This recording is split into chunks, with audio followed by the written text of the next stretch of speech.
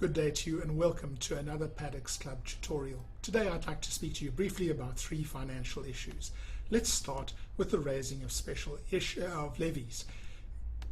With the removal of Prescribed Management Rule 31.4, there was quite a lot of publicity and quite a number of people writing in the press saying, oh, well, that's the end of special levies. That's not the case. I'm quite sure that you know that you can still raise special levies. Special levies are in fact defined in section 37.2 as levies raised other than in accordance with decisions of owners and approvals of budgets at annual general meetings.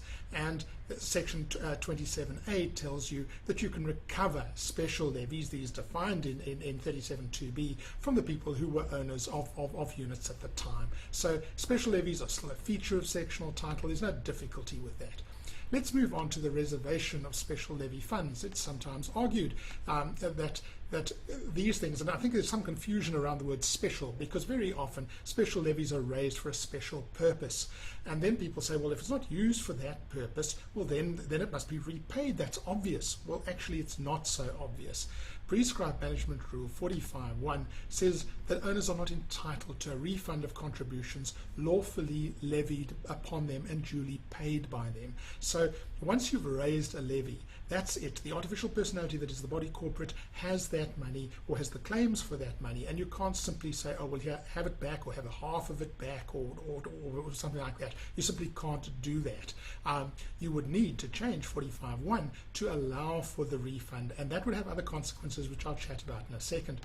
Can the trustees change the application of the special levy funds? Well, if it's necessary and reasonable in the circumstances, yes, they probably could. I think it would make sense for them to talk to owners, at least to announce their intention to do something different with those funds and get their input, because the owners may want to give them a direction in terms of section 37.1 of the Act to continue or to do something different or confirm that decision. But there's not a special reservation of these levy funds automatically. They're not put into a bucket that can be only poured out into that particular purpose, although people may feel that that's why the levies were raised. Then let's look at distribution of unexpected body corporate income.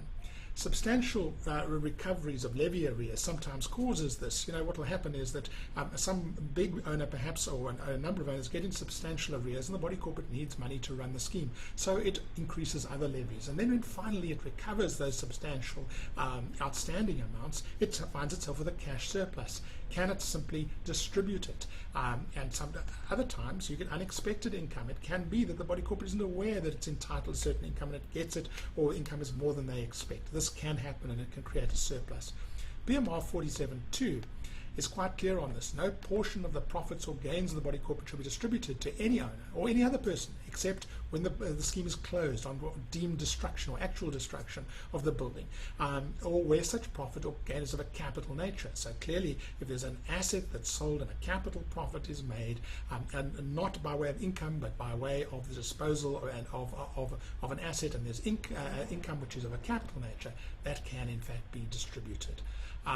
Let me just touch before I leave on these two clauses, two prescribed management rules that I've mentioned. The one that says that an owner is not entitled to a refund of contributions lawfully levied on them and paid by them, and secondly, that profits can't be distributed. These are actually very important because these are the cornerstones upon which the body corporate's levy income is considered to be not income exempt from income tax purposes. If you mess with either of those, then you potentially prejudice the scheme's ability to get an exemption for its levy income. Now that may be fine if you're a commercial scheme, but it's certainly not if you're a residential scheme.